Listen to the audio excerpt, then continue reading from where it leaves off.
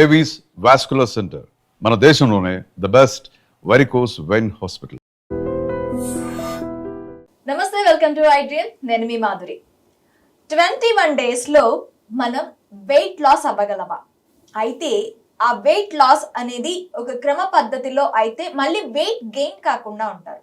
So ఈ 21 డేస్లో weight loss అవ్వడానికి ఏం చేయాలి, ఏం చేస్తే బాగుంటుంది, డీటెయిల్గా చెప్పడానికి మనతో పాటు ఉన్నారు యోగా ట్రైనర్ కవిత రెడ్డి గారు. తనని అడిగి డీటెయిల్గా తెలుసుకుందాం. Hello ma'am. హలో, ఎలా ఉన్నారు? బాగున్నాను, మీరు ఎలా ఉన్నారు? Yeah, I'm good. కొంచెం ఈ మధ్య వెయిట్ పుట్ అందుకే అడుగుతున్నారు. నాకు వెయిట్ లాస్ అంటే మీకు తెలుసు కదా మ్యామ్, చాలా బిజీ లైఫ్ స్టైల్లో పడిపోయి చాలా మంది, నేననే కాదు చాలా మంది వెయిట్ గెయిన్ అనేది నిరంతరంగా వాళ్ళు అవుతూ ఉంటారు. వాళ్ళు సర్టెన్ తెలుసుకునే లోపే గెయిన్ అనేది అయిపోతుంది, దాన్ని లాస్ చేసుకోవడం అనేది చాలా కష్టంగా ఉంటుంది. సో వెయిట్ లాస్ 21 డేస్లో మనం చేసుకోవచ్చా? ఎలా చేసుకోవచ్చు? యాక్చువల్గా ఇప్పుడు స్పీడ్గా జరుగుతున్న యుగంలో ఏమవుతుందంటే మన కోసం మనం ఆలోచించే టైం కానీ తీరిక కానీ ఉండట్లేదు. మార్నింగ్ లేచామా, బ్రేక్ఫాస్ట్ చేసామా, ఆఫీసెస్కి పరిగెత్తి వెళ్ళామా, అండ్ సమ్ టైమ్స్ ఇంట్లో చేసుకోకపోతే బయట ఫుడ్ ఎక్కువ తీసుకోవడం, అలాంటి వాటి వల్ల స్ట్రెస్ వల్ల ఆటోమేటిక్గా వెయిట్ గెయిన్ అయిపోతున్నాం. అంటే గెయిన్ అయినప్పుడు మన పైన మనకు అవేర్నెస్ ఉండదు. ఎప్పుడైతే ఎక్కువ అవుతామో ఎదుటి వాళ్ళు నోటీస్ చేసి చెప్తే కానీ కొన్నిసార్లు తెలియని స్టేజ్లో ఉంటున్నాం.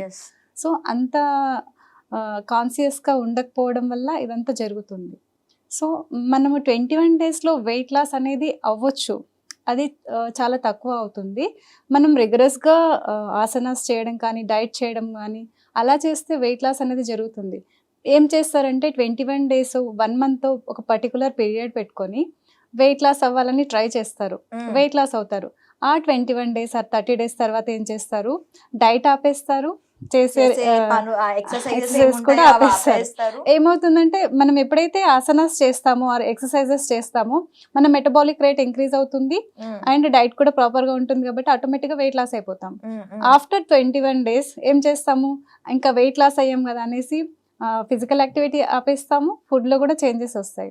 సో మెటబాలిక్ రేట్ అనేది ఆటోమేటిక్గా తగ్గిపోతుంది. మనం తీసుకునే ఇంటేకింగ్ అనేది అప్పుడు తీసుకున్న దానికి సరిపడా వర్కౌట్ లేకుంటుంది కదా, సో ఆటోమేటిక్గా వెయిట్ గెయిన్ అనేది ఫాస్ట్గా జరుగుతుంది. ఓకే మ్యామ్, ఇప్పుడు మనం డే 1 నుంచి డే 21 వరకు మనం ఒక టైం పీరియడ్ పెట్టుకుంటే మనకి డే 1లో చేస్తూ ఉన్నప్పుడు, డే 1 స్టార్ట్ చేసినప్పుడు ఎలాంటి వాటితో, మనం ఇప్పటికే ఆల్రెడీ జంక్తోనే ఫుల్గా బాడీ అది నిండిపోయి ఉంటుంది. సో డే 1 స్టార్ట్ చేసేటప్పుడు మనం ఎలా స్టార్ట్ చేయాలంటారు? ఫస్ట్ మనం డే 1 తీసుకోవాల్సిన ప్రికాషన్స్ ఏంటంటారు? ఫస్ట్ డే 1 ఏంటంటే మనం మన బాడీ అంటే చాలా డేస్ నుంచి ఫిజికల్ వర్కౌట్ లేకపోవడం వల్ల కొందరు చిన్నప్పటి నుంచి కూడా చేసి ఉండరు అసలు. సో మన మజిల్ మొత్తం స్టిఫ్ ఉంటుంది. ఫ్యాట్ అంటే మనకు మజిల్ కూడా ఫ్యాట్ అంటే మజిల్ అనేది చాలా తక్కువ ఉంటుంది, ఫ్యాట్ ఎక్కువ ఉంటుంది. సో మనకి ఎక్కడంటే అక్కడ పట్టేసే ఛాన్సెస్ ఎక్కువ ఉంటాయి. ఆక్సిజన్ ఫ్లో బాడీలో చాలా తక్కువ ఉంటుంది. సో చిన్న చిన్న స్ట్రెచెస్తో స్టార్ట్ చేసి మెల్లిమెల్లిగా ఫ్లోని ఇంక్రీజ్ చేస్తూ వెళ్ళాలి. ఓకే, అలా చేసినప్పుడు మనకు ఆటోమేటిక్గా బాడీలో మనకి ఫ్లెక్సిబిలిటీ అనేది ఇంక్రీజ్ అయ్యే కొద్దీ మనం వేసే ఆసనాస్లో మనకి డిఫరెన్స్ వస్తుంది, హోల్డింగ్లో కూడా మనకి కెపాసిటీ అనేది ఇంక్రీజ్ అవుతుంది. ఓకే, ఫస్ట్ స్ట్రెచెస్ గురించి స్టార్ట్ చేద్దామా? షూర్. మనకి ఇప్పుడు మెయిన్గా ఏంటంటే వెయిట్ లాస్ చేసుకున్న వాళ్ళకి డిఫరెంట్ హెల్త్ ఇష్యూస్ వాళ్ళు ఉంటారు. కొందరికి బ్యాక్ పెయిన్ ఉంటుంది, కొందరికి సయాటికా పెయిన్ ఉంటుంది, కొందరికి బీపీ, థైరాయిడ్ అండ్ డయాబెటిక్ ఉంటారు. ఇంకా కొందరికి ఏంటంటే ఇప్పుడు రీసెంట్గా వెరికోస్ వెయిన్స్, అలాంటి డిఫరెంట్ ప్రాబ్లమ్స్తో ఉంటారు. సో ఇవన్నీ ప్రాబ్లమ్స్ తో కూడా వెయిట్ గెయిన్ అయ్యే ఛాన్సెస్ ఉంటాయా? ఆ ప్రాబ్లమ్స్ థైరాయిడ్ తో వెయిట్ గెయిన్ అంటే మెయిన్ గా ఏంటంటే ల్యాక్ ఆఫ్ న్యూట్రిషన్ ఫుడ్, తర్వాత స్లీప్ ప్రాపర్ గా ఉండకపోవడం. మనం అంటే కొందరు ఏం చేస్తారంటే డే మొత్తం ఖాళీగా ఉన్నప్పుడు టీవీ చూస్తూ తింటూనే ఉంటారు కంటిన్యూస్ గా. కొందరు లంచ్ కి తర్వాత ఒక స్నాక్, లంచ్ కి ముందు ఒక స్నాక్ అలా కూడా తీసుకుంటారు. ఆ తీసుకునే స్నాక్ హెల్దీగా లేకపోతే ఏమవుతుంది, ఆటోమేటిక్ గా మన బాడీలో స్టోరేజ్ అనేది పెరిగిపోయి ఫ్యాట్ గా కన్వర్ట్ అయిపోతుంది. ఇప్పుడు ఇందులో కొందరు కొన్ని ఆసనాస్ చేయకూడనివి కూడా ఉంటాయి. నేను ప్రతి ఒక్కటి ఎక్స్ప్లెయిన్ చేస్తాను. మనం చిన్నగా చేస్తూ ఫస్ట్ డే 1లో బేసిక్గా మనం చిన్న స్ట్రెచెస్ చేద్దాము. మెల్లిమెల్లిగా డే 2, డే 3, డే 4 అలా ఇంక్రీజ్ చేస్తూ వెళ్దాం ఫ్లోని. ఓకే. మెయిన్గా ఏంటంటే ఇప్పుడు మనం డే 1 చేసి ఉంటాం కదా, డే 1ని నెక్స్ట్ డే 2 ఆ రెండు కలిపి యాడ్ చేస్తూ అలా ఫ్లోని డే 1 డే 2 డే 3 లా. ఓకే, డే 1 చేసింది మళ్ళీ డే 2 చేయాలి, డే 1 ప్లస్ డే 2 అనేది డే 2 లో చేయాలి, మళ్ళీ డే 3కి వెళ్ళేటప్పుడు డే 1 డే 2 డే 3. ఓకే, ఖచ్చితంగా గుర్తు పెట్టుకోవాల్సిన అంశం ఏంటంటే మనం డే 1 చేసాం కదా అవి వదిలేయకూడదు, డే 1 చేసింది మళ్ళీ దాన్ని రిపీట్ చేస్తూ దాన్ని యాడ్ ఆన్స్ చేస్తూ డే 2 లోకి వెళ్ళాలి. ఈ డే 1 లో మనం ఇనిషియల్ స్టేజెస్ లో ఏంటి అంటే మనకి మన బాడీ అలవాటు పడటానికి చిన్న చిన్నగా స్టార్ట్ చేస్తాం, ఒకేసారి హెవీ ఎక్సర్సైజెస్ కాకుండా చిన్న చిన్నగా స్టార్ట్ చేస్తాము. అండ్ బాడీ ఒక రోజు ఫార్వర్డ్ బెండ్ చేస్తాం, ఒక రోజు బ్యాక్ బెండ్ చేస్తాం, ఒక రోజు సైడ్ స్ట్రెచెస్ చేస్తాము, ఒక రోజు స్టాండింగ్, ఇలా డిఫరెంట్ ఒక్కొక్క డేకి ఒక్కొక్కటి చేస్తాం కాబట్టి మన బాడీ కంప్లీట్ 360 degreesలో ఫ్లెక్సిబుల్ అవ్వడానికి హెల్ప్ చేస్తుంది, 360 degreesలో ఫ్యాట్ బర్న్ అవ్వడానికి హెల్ప్ చేస్తుంది, అన్నింటికి హెల్ప్ అవుతుంది. Okay okay okay ma'am, first start చేద్దాం. Yes, okay. ఫస్ట్ నార్మల్గా మీరు వక్రాసన అంటే నార్మల్గా ఇలా అయినా కూర్చోవచ్చు, నార్మల్గా పద్మాసన అంటే అందరికీ ఫ్లెక్సిబిలిటీ ఉండదు కాబట్టి జస్ట్ ఫస్ట్ బేసిక్గా వక్రాసనలో కూర్చొని చూపిస్తాను నేను.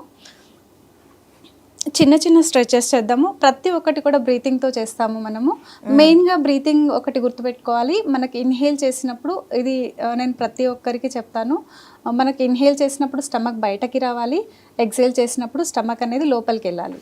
ఇన్హేల్ చేసేటప్పుడు స్టమక్, మనం బెలూన్లో ఎయిర్ ఊదినాం అనుకోండి బల్జ్ అవుతుంది కదా, గాలి తీసేస్తే ఎలా అవుతుంది, సేమ్ అలాగే మన స్టమక్ కూడా లంగ్స్ ఫిల్ చేసినప్పుడు మనకి ఇక్కడ డయాఫ్రామ్ అనే ఒక మజిల్ ఉంటుంది అనమాట. ఓకే, ఆటోమేటిక్గా అది బయటకు వచ్చేస్తుంది, కిందకు వచ్చేస్తుంది. లంగ్స్ ఫిల్ చేసినప్పుడు అబ్డామినల్ మజిల్ అనేది ఎక్స్పాండ్ అవుతుంది. ఎప్పుడైతే ఎక్సేల్ చేస్తామో మనకి లంగ్స్ అనేవి కాంట్రాక్ట్ అవుతాయి, డయాఫ్రామ్ అనేది పైకి వెళ్ళిపోతుంది, స్టమక్ ఆటోమేటిక్గా లోపలికి వెళ్తుంది. ఓకే, మెయిన్గా ఏంటంటే బ్రీతింగ్ ఒకటి మనకి ప్రాపర్గా ఉంటే మనం చేసే ప్రతి ఆసనాకి హెల్ప్ అవుతుంది, మనం తీసుకునే బ్రెత్ ప్రాపర్గా ఉన్నప్పుడు ఆక్సిజన్ సప్లై కూడా బాడీకి చాలా బాగా జరుగుతుంది. ఓకే, ఫస్ట్ చిన్న మీరు కూడా చేస్తారా నాతో పాటు? ఓకే, 2 హ్యాండ్స్ స్ట్రైట్గా తీసుకోండి, బ్రీతింగ్ చేస్తూ స్లోగా. మనము ఇప్పుడు చేసే ఆసనాస్ అన్నీ కూడా చాలా స్లో వేరియేషన్లో చేస్తాము, ఎందుకంటే మనం ఫాస్ట్గా చేస్తే మన బాడీ పైన మన బాడీలో ఏం జరుగుతుంది అనేది మనకు అంత ఐడియా ఉండదు, జస్ట్ ఎలా మూవ్ చేస్తున్నాం అనే దానిపైన కాన్సన్ట్రేషన్ ఉంటుంది. ఎప్పుడైతే స్లోగా చేస్తామో ఆసనాన్ని, అవేర్నెస్ మొత్తం మన బాడీ పైన ఉంటుంది, మనం తీసుకున్న బ్రెత్ పైన ఉంటుంది, మనం ఎక్కడ స్ట్రెచ్ చేసినప్పుడు మన బాడీలో ఏ పార్ట్ దగ్గర మనకి స్ట్రెచ్చింగ్ అనేది జరుగుతుంది, ఏ మజిల్ మూవ్ అవుతుంది అనేది కూడా మనకు క్లియర్గా తెలుస్తుంది. Okay okay, ready. Hands straight చేయండి, ఇన్హేల్ చేస్తూ స్లోగా ఓపెన్ చేయాలి. Okay, breathe in,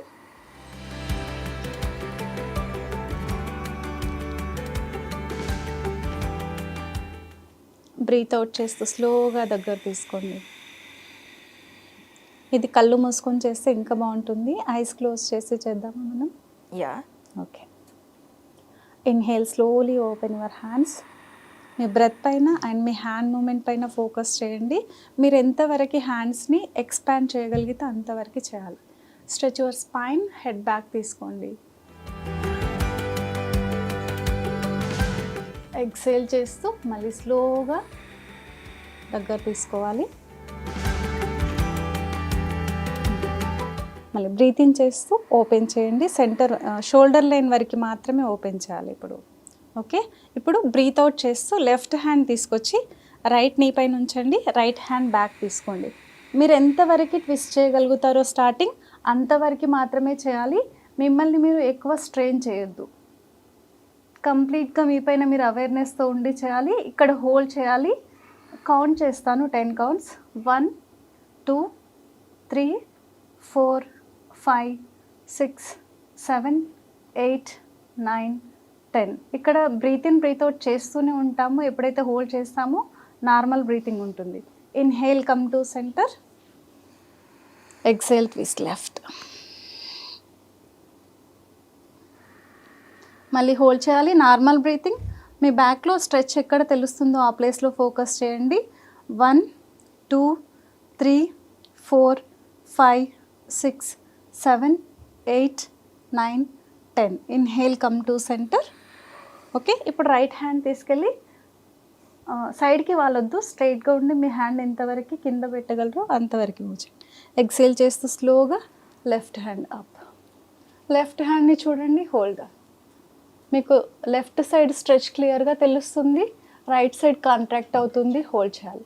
1 2 3 4 5 6 7 8 9 10. Inhale come to centre, exhale left.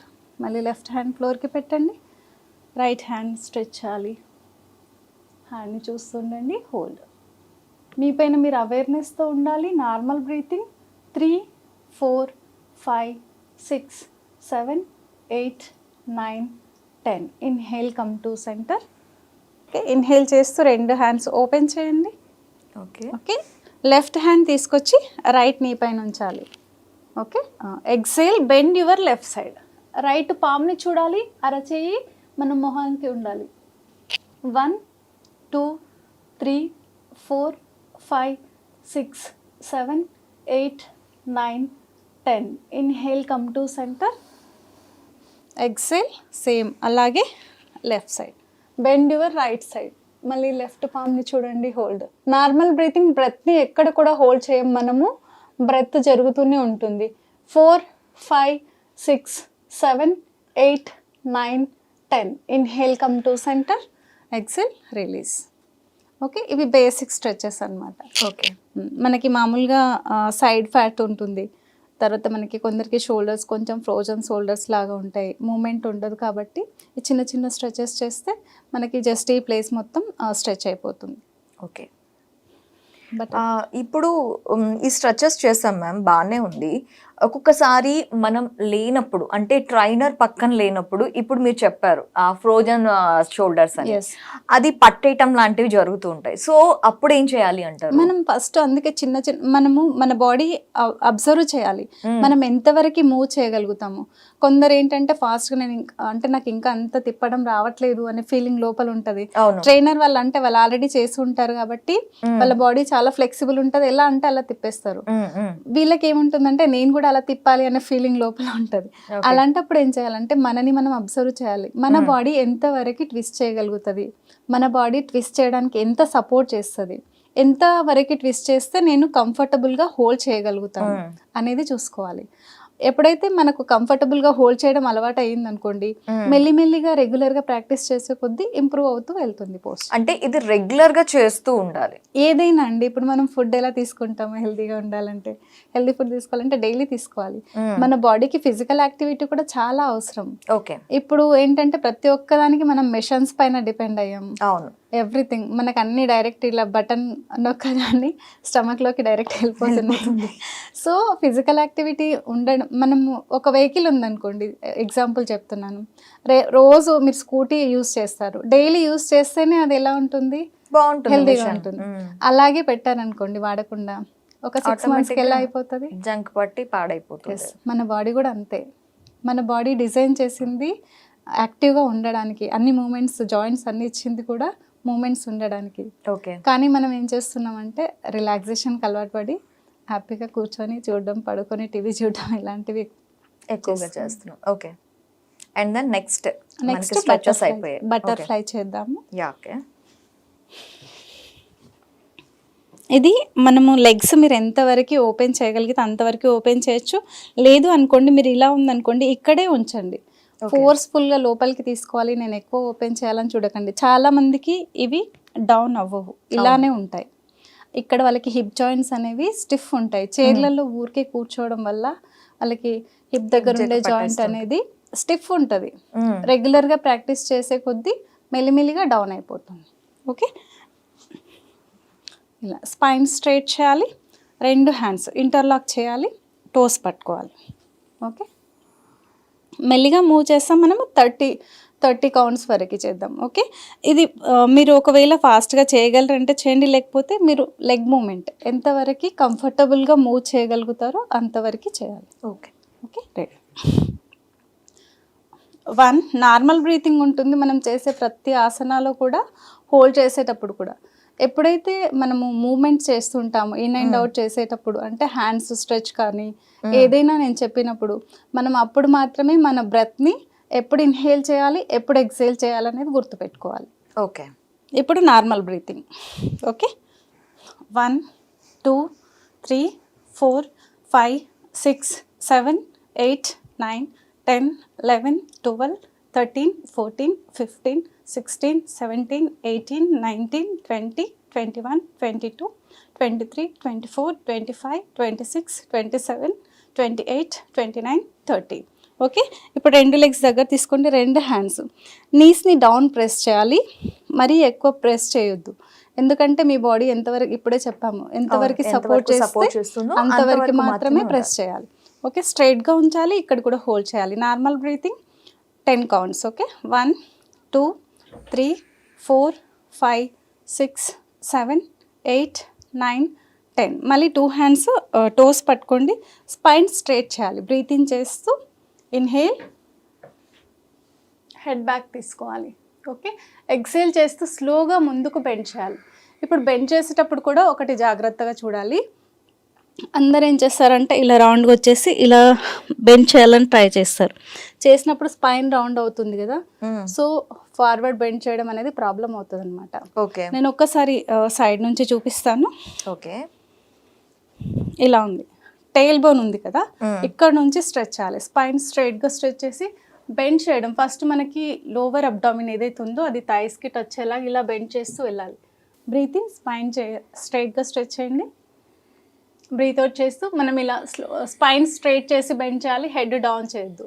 ఇక్కడ వరకు వచ్చింది అనుకోండి, ఇక్కడే హోల్డ్ చేయండి. ఇలా రెగ్యులర్గా ప్రాక్టీస్ చేసే కొద్దీ హ్యాండ్స్ ఫ్రీగా వదలాలి, స్టిఫ్గా ఉంచొద్దు. బ్రీత్ అవుట్ చేస్తూ స్లోగా బెండ్ చేయాలి. ఇక్కడ హోల్డ్ చేస్తాం మనం. Okay, 10 counts. ప్రతి పోస్చర్లో హోల్డ్ చేస్తాము. హోల్డ్ చేయడం వల్ల మనకి అవేర్నెస్ అనేది చాలా ఇంక్రీజ్ అవుతుంది. 2, 3, 4, 5, 6, 7, 8, 9, 10. బ్రీతింగ్ చేస్తూ మళ్ళీ స్లోగా బ్యాక్ వచ్చేస్తూ breathe out. Normal breathing. Okay, మళ్ళీ ఒకసారి ఇందాక చేసాం కదా అలా మూమెంట్స్ ఇప్పుడు ఏం చూపించట్లేదు, మనకు టైం ఎక్కువ అవుతుంది కదా. ఓకే, సో మళ్ళీ ఒకసారి మూవ్ చేయాలి ఇలా ఒక 30 to 40 కౌంట్స్. ఓకే, చేశాక మళ్ళీ ఇన్హేల్ చేస్తూ 2 హ్యాండ్స్ స్ట్రైట్గా స్ట్రెచ్ చేయాలి. ఇక్కడ స్పైన్, నెక్ 2 స్ట్రైట్గా ఉంచాలి. ఓకే, స్ట్రైట్గా ఉంచి లెగ్స్ డౌన్ ప్రెస్ చేయాలి. చేయండి, హ్యాండ్స్ పైకి స్ట్రైట్గా చేయండి. మీకు స్పైన్లో స్ట్రెచ్ తెలుస్తుందా? మిడిల్ బ్యాక్లో. ఎస్, ఇక్కడ హోల్డ్ చేయాలి, హోల్డ్ చేయాలి. Normal breathing 1, 2, 3, 4, 5, 6, 7, 8, 9, 10. మళ్ళీ బ్రీతింగ్ చేయాలి. ఇక్కడ బ్రీత్ అవుట్, హాఫ్ బెండింగ్. మనం మిడిల్ బ్యాక్ స్ట్రైట్గా స్ట్రెచ్ చేస్తాం. Yes, look straight. 1, 2, 3, 4, 5, 6, 7, 8, 9, 10. మళ్ళీ స్లోగా హ్యాండ్స్తో ముందుకు వాక్ చేస్తూ వెళ్ళాలి. Slowly bend forward. ఇక్కడ కూడా హోల్డ్ చేయాలి. 1, 2, 3, 4, 5, 6, 7, 8, 9, 10. స్లోగా మెల్లిగా హ్యాండ్స్ వెనక్కి తీస్తూ బ్యాక్ వచ్చేసాయి. మెయిన్గా అందరు ఏమనుకుంటారంటే ఫాస్ట్గా చేస్తే చాలా తొందరగా ఫ్యాట్ బర్న్ అవుతుంది అని అనుకుంటారు, కానీ కాదు. ఎప్పుడైతే స్లోగా హోల్డ్ చేసి ఉంచుతామో మన బాడీ మనని అర్థం చేసుకోవడం స్టార్ట్ చేస్తుంది. బాడీకి మైండ్కి కోఆర్డినేషన్ అనేది చాలా బాగా ఎఫెక్టివ్గా వర్క్ చేస్తుంది అనమాట. అక్కడ మనకి మీరు హోల్డ్ చేసినప్పుడు వైబ్రేషన్స్, షివరింగ్ స్టార్ట్ అవుతుందా, అప్పుడే మన బాడీ అనేది ఎక్కువ వర్క్ అవుతుంది ఫ్యాట్ బర్న్ అవ్వడానికి. ఓకే, దీంతో పాటు మనం ఇంకా ఏం చేస్తే బాగుంటుంది అంటారు? ఓకే, నార్మల్గా కూర్చుంది జస్ట్ మనము బ్రీతింగ్ కొంచెం ఎలా, ఒక ప్రాణాయామాస్ గురించి కూడా కొంచెం తెలుసుకుందాము. మనం ఏమనుకుంటామంటే యోగా అంటే ఓన్లీ ఫిజికల్ వర్కౌట్ చేస్తే మాత్రమే యోగా చేసాము అని అనుకుంటాము, కానీ యోగా అంటే అది కాదు. మనకు ఆసన ఉండాలి, ప్రాణాయామం ఉండాలి, మెడిటేషన్ ఉండాలి, దాంతోపాటు 8 లిమ్స్ ఉంటాయి. యాక్చువల్గా మనకి పతంజలి మహర్షి 8 పార్ట్స్గా డివైడ్ చేస్తారు యోగాని. ఎస్, ఓకే, అందులో మనకి యోగా అనేది ఒక పార్ట్ అనమాట, ఆసన అనేది 3rd పార్ట్ అనమాట, మనకి బ్రీతింగ్ 4th పార్ట్, దాని తర్వాత మనకి ధారణ, ధ్యాన, ఇలా స్టెప్ బై స్టెప్ ఉంటుంది. ఓకే, ఓకే, మనము చేసేది ఓన్లీ ఫిజికల్ వర్కౌట్ చేస్తాం. ప్రాణాయామ అంటే అందరికీ చాలా బోర్ ఉంటుంది. అవును, కళ్ళు మూసుకొని బ్రీతింగ్ పైన ఫోకస్ పెట్టి ఏవో చేస్తారని. ప్రాణాయామ ఏం చేస్తుంది అంటే మన బాడీలో ఉండే ప్రతి సెల్ని కూడా ప్యూరిఫై చేస్తుంది. ఓకే, అండ్ మన బాడీ మీద మనకి కాన్సన్ట్రేషన్ పెంచుతుంది, ఇంప్రూవ్ చేస్తుంది. అవేర్నెస్ అనేది చాలా వరకు ఇంప్రూవ్ అవుతుంది. ఎప్పుడైతే కళ్ళు మూసుకొని ఇంటర్నల్గా మనని మనం అబ్జర్వ్ చేయడం స్టార్ట్ చేస్తామో అవుట్ సైడ్ థింక్ చేయడం అనేది స్లోగా రెడ్యూస్ అవుతూ వస్తుంది. అలా రెడ్యూస్ అయినప్పుడు మన పైన మనకి అవేర్నెస్ అనేది ఆటోమేటిక్గా ఇంప్రూవ్ అవుతుంది. యా. సో మనం ఫస్ట్ ఇప్పుడు ప్రాణాయామాస్ గురించి ఎవ్రీడే కొంచెం కొంచెం తెలుసుకుంటూ వెళ్దాము. Okay. ఆసనాతో పాటు ప్రాణాయామాస్ కూడా Add on చేసుకుంటూ చేద్దాం. చేసుకుంటూ Okay. వెళ్దాం. ఫస్ట్ నార్మల్గా మనకి 2 నాస్ట్రిల్స్ ఉంటాయి. మనకు జనరల్గా మన బాడీలో 72,000 నాడీస్ ఉంటాయి. అందులో మనకి బేసిక్గా వచ్చేసి 3 నాడీస్ చాలా ఇంపార్టెంట్. అది వచ్చేసి ఇడ, పింగళ, సుషుమ్న నాడి. అంటే రైట్ నాస్ట్రిల్, లెఫ్ట్ నాస్ట్రిల్తో పాటు ఇంకొకటి నాడి ఉంటుంది. మనకి స్పైన్ చుట్టూ ఉంటాయి 3 నాడీస్. రైట్ నాస్ట్రిల్ వచ్చేసి పింగళ నాడి అంటాము, లెఫ్ట్ నాస్ట్రిల్ వచ్చేసి ఇడా నాడి అంటాము. సేమ్ ఇది నార్మల్ భాషలో చెప్పుకోవాలి అంటే సూర్యనాడి అని రైట్ నాస్ట్రిల్ని అంటాము, చంద్రనాడి అని లెఫ్ట్ నాస్ట్రిల్ని అంటాము. ఓకే. సూర్యుడు అంటే ఎలా ఉంటాడు? హార్డ్గా ఉంటాడు. అవును. సో మనకి రైట్ నాస్ట్రిల్ ఎప్పుడైతే యాక్టివ్గా ఉందో మన ఫిజికల్ బాడీ యాక్టివేషన్లో ఉంటుంది. ఓకే. అలాగే లెఫ్ట్ నాస్ట్రిల్ ఎప్పుడైతే యాక్టివ్గా ఉంటుందో చంద్రుడు ఎలా ఉంటాడు? చాలా కూల్గా ఉంటాడు. సో నైట్ టైం మనకి లెఫ్ట్ నాస్ట్రిల్ ఎక్కువ యాక్టివ్గా ఉంటుంది. అంటే రిలాక్స్డ్గా ఉన్నప్పుడు లెఫ్ట్ నాస్ట్రిల్ యాక్టివ్గా ఉంటుంది. మనం ఫిజికల్లీ యాక్టివ్గా ఉన్నప్పుడు రైట్ నాస్ట్రిల్ యాక్టివ్గా ఉంటుంది. మీరు కావాలంటే చెక్ చేసుకోండి. ఇప్పుడు ఒక ఫింగర్ తీసుకొని కళ్ళు మూసుకొని ఏ నాస్ట్రిల్ యాక్టివ్గా ఉందో చెప్పండి.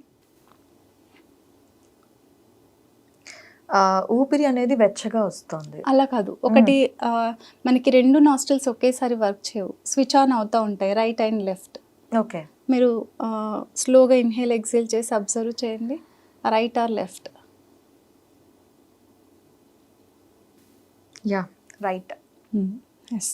డే టైంలో మనకి సూర్యుడు ఉంటాడు కాబట్టి మన ఫిజికల్ బాడీ వర్కౌట్ ఎక్కువ ఉంటుంది కాబట్టి మనకి ఆటోమేటిక్గా రైట్ నాస్ట్రిల్ అనేది యాక్టివ్గా ఉంటుంది. ఓకే. ఓకే. మెయిన్ ఇందాక మనం అబ్జర్వ్ చేసాము బ్రీతింగ్, ఇన్హేల్ చేసినప్పుడు ఎలా ఉండాలి, ఎక్సేల్ చేసినప్పుడు ఎలా ఉండాలి అనేది. ఇది చాలా ఇంపార్టెంట్. ఒకవేళ రాంగ్ బ్రీతింగ్ ఉందనుకోండి కొందరికి, ఫస్ట్ డే ఇప్పుడు మనం బ్రీతింగ్ ఎలాగ తీసుకోవాలో తెలుసుకుందాము. సెకండ్ డేకి మనము ఒక్కొక్క ప్రాణాయామాన్ని ఇంట్రొడ్యూస్ చేస్తూ వెళ్దాం. ఓకే.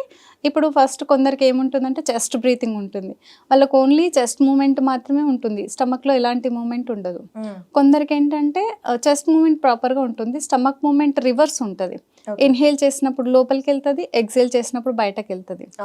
అలా కాకుండా మనం దాన్ని ప్రాక్టీస్ చేయాలి. మనకు బై బర్త్ చిన్నపిల్లల్ని చూస్తే ఎలా ఉంటారు, పడుకొని ఉన్నప్పుడు చూడండి, వాళ్ళు ఇన్హేల్ చేసినప్పుడు స్టమక్ బయటకి ఇలా వచ్చేసి అలా వెళ్తుంటుంది. సేమ్ మనకు కూడా అలానే ఉంటుంది.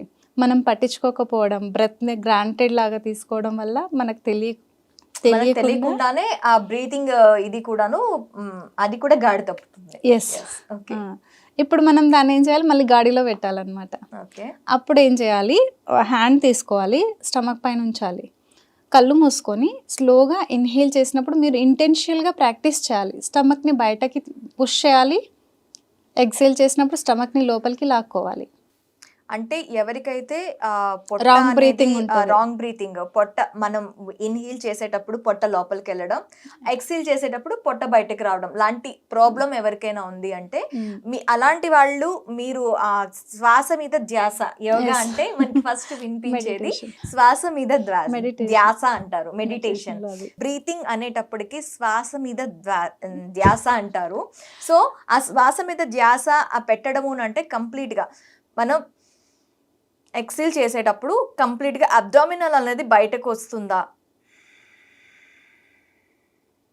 ఎక్సేల్ చేసేటప్పుడు అబ్డామినల్ అనేది లోపలికి వెళ్తుందా లేదా అనేది మనం అబ్జర్వ్ చేసుకుంటూ ఉంటే ఇది ప్రాక్టీస్ అయిపోతుంది. రివర్స్ ఉంటే మనం ఇంటెన్షియల్గా ప్రాక్టీస్ చేయాలి. ఇప్పుడు నేను చెప్తాను చూడండి, ఇన్హేల్ చేసినప్పుడు మనమే ఇంటెన్షియల్గా స్టమక్ని బయటకు పుష్ చేయాలి. నేను చేస్తున్నాను.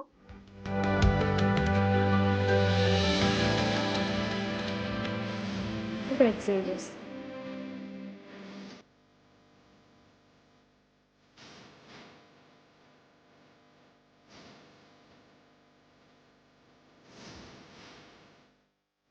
అర్థమైంది కదా. మనం బ్రెత్ని కూడా కొందరు ఇలా తీసుకుంటారు, ఇలా వదులుతారు. అస్సలు అలా తీసుకోవద్దు, చాలా రిలాక్స్డ్గా ఉండాలి. మనం ఎప్పుడైతే ఫోర్స్ఫుల్గా ఇన్హేల్ ఎక్సేల్ చేస్తామో లంగ్స్ పైన ప్రెషర్ పడుతుంది. ఓకే, స్లోగా ఇన్హేల్ చేయాలి, స్లోగా ఎక్సేల్ చేసి మన పైన మనం అవేర్నెస్తో అబ్జర్వ్ చేసుకుంటే ఆటోమేటిక్గా బ్రీతింగ్ ప్యాటర్న్ని కూడా మనం సెట్ చేసుకోవచ్చు. Okay okay. అయితే ఈరోజు మనం ప్రాణాయామంలో బ్రీతింగ్ ప్రాక్టీస్ అనేది మాత్రమే నేర్చుకున్నాం.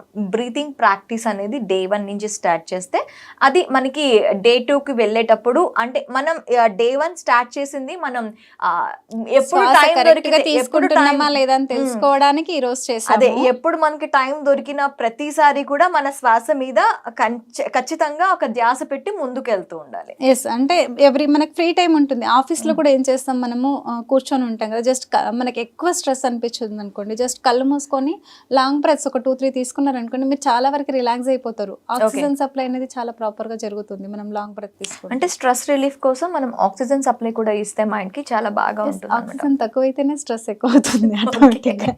Okay ma'am, thank you very much. Thank you very much Madhuri గారు.